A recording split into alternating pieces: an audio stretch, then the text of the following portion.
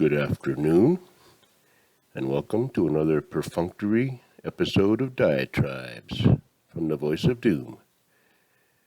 Now here's your prolific and profound host, Voice of Doom.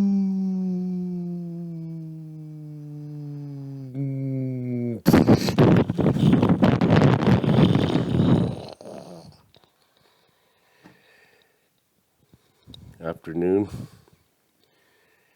I'm going to try to do a deep diatribe today.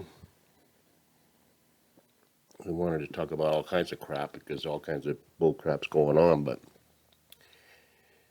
we'll see what happens. Do a few little factoids and snipoids. I wanted to mention, I was looking at the map of Ukraine, and it's funny how you really don't care about certain places until you start to care about them, and then suddenly you know all about geography. Didn't listen much in high school, no, but now all of a sudden we know where Romania is, we know where Ukraine and who's on the border with who. And it's interesting because I was looking at the map and they're showing the aggression. They have little red dots to where the Russians are. And notice they were kind of surrounding them in a circle. And, we all know why. But there was a little dot over on the west side. And I'm like, what's that all about? Well, there's a bunch of Russians over there. So I tried to, it's not easy to figure out why. It's Moldavia, or Moldavia, whatever you want to call that. It's a little republic, whatever, Slavic country that's it's its own country, and I thought, Moldavia, that's like a tourist place. I don't think they have Russians there. So I finally found out, kind of watching Gravitas or whatever, there's a little place called Transnistria. It's like trans. That might come into play because of the trans, movement going on. So there's a little place called Transnistria. That's an autonomous zone in Moldavia, and they're friendly to the Russians. So there you have it. So we'll see if Transnistria comes up in the news later on for some reason. Maybe sometimes they go off on, down rabbit holes that don't exist, and then turns out to be one of the rabbits from Watership Down with sharp teeth. But we won't talk of such things. I'm getting off track because I wanted to talk about the microcosm and the macrocosm, the big stuff, because my life is the microcosm, just like your life is your microcosm. And when I was going through all that turmoil in 2020, and I was losing my mind, I suddenly got enlightened to the fact that I'm the center of my own universe. And I'm responsible for everything that's happening in my universe. As we all are. I'm not special. Everybody's the center of their own universe, and it's not something you can deny. Because who's the only thing you're with your whole life? Not your mom, not your dad, not your wife. It's you. You're the only person that you wake up with every single frickin' day. You never wake up and you're somebody else with totally different memories. So I realized that. Now I realize that my microcosm is a reflection of the macrocosm. My family is kind of in a mess, and so is the macrocosm. And by macrocosm, I mean the world, which is another microcosm. The cosmos may be fine. I don't know how many explosions are going on out there, but the world is in a mess. And I'll tell you why it's my fault.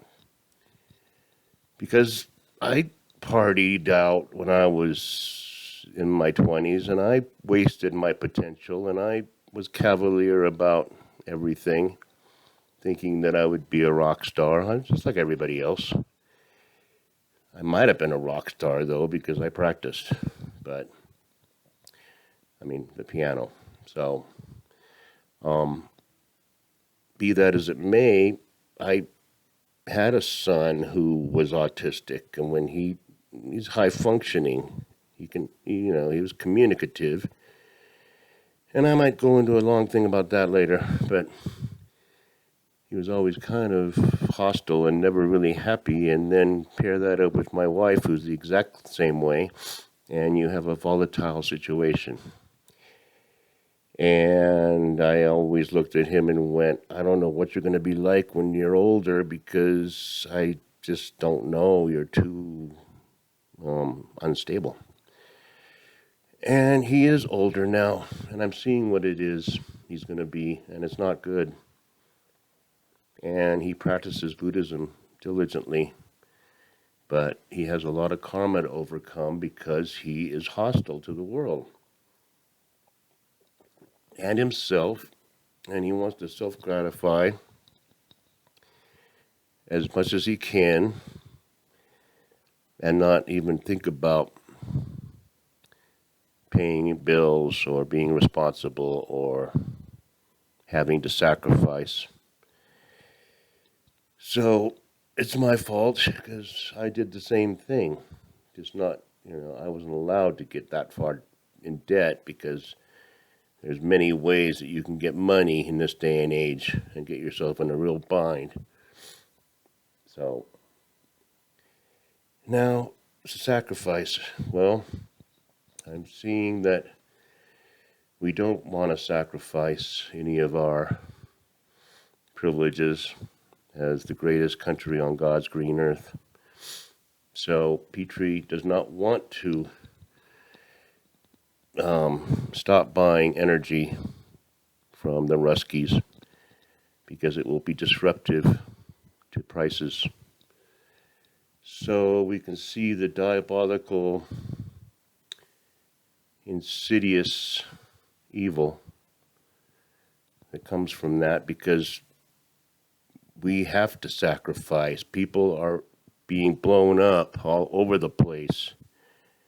Regular people, they're blowing up everything.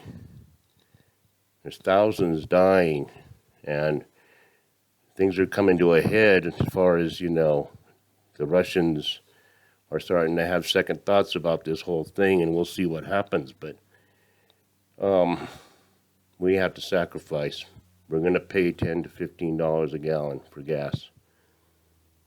And I saw the GOPs and the Dems get together in a very cordial way and say we are putting legislation forward to not buy energy from Russia. I mean, what are you going to do?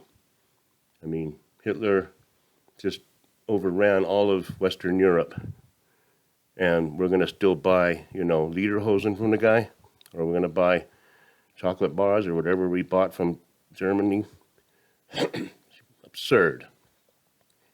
Well, we made cutouts on the sanctions because we don't want to disrupt the price of oil. And the oil companies aren't exploring. Okay, so little red-haired girl, now here's more turmoil because why didn't they open up the Keystone Pipeline? Well, that will take 2 years to open up anyway, so it won't have any effect now. But what we should do is try to work on weaning ourselves from fossil fuels and getting alternative energy. Like, that'll be faster. It'll be faster if we get solar paneled cars and what have yous right away.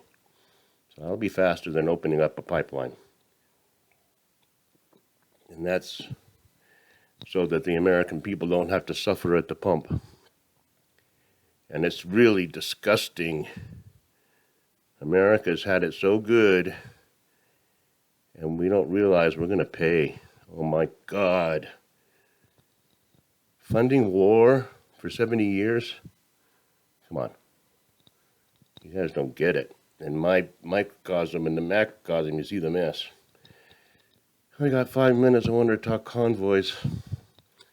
Truckers are heading toward Lode City, Ohio, I believe it's called. So somewhere in Ohio. So they're taking their time, and I think the convoy itself is the statement. Hopefully, is not a lot of disruption, because that nothing good can come of that. Certain portions of society who don't deserve to have one vote ever again are going to use this as a means of saying, keep us in office, otherwise look what kind of anarchy you're going to have with the truckers. You know how they're going to do it. I don't want to explain it to you. It's ridiculous. Everybody knows. And if there's an election anyway, but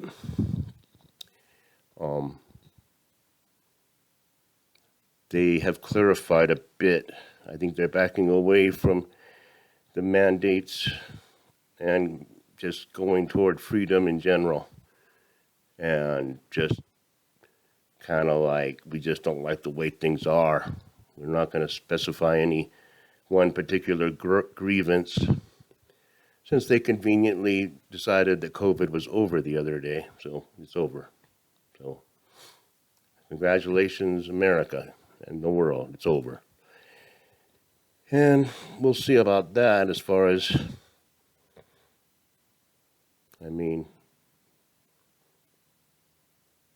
I don't know which way to go. I could go 3 different ways. I want to say that if another variant comes through, people are going to just be livid. Just think about how people are going to be if they say we have to go back to the masks and the distance and the no more this and no more. What if it does come? What if Omicron didn't cause herd immunity because there's too many other variants that mutate, variants of variants. And so we can't keep up with it because we're too busy giving people serums and hoping that that won't cause immunity-dependent enhancement of disease. So we're fiddling with nature, as I've said before. There's rampant aggression, killing of innocent people, obliterations of cultures. And whether it's the country's 30 years old or whether it goes back to Scythia, doesn't matter. They have their culture, you know. And to blow it all up in order to say, since there's nothing left to protect, we'll just take the land now, help you rebuild. So, I said before about NATO that Finland and Sweden never joined NATO. And it's perhaps because they're right near the border with Russia and they knew that might be provocative. And maybe there's some secret dealings going on, but all of a sudden I think they want to join.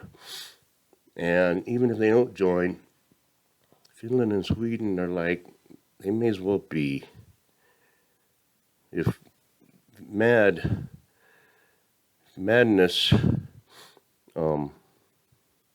invades Finland, we got to do something then. We can't just say, well, it's not part of NATO, so I guess we'll help you with arms. Whatever, there's going to be arms flying all over the place. So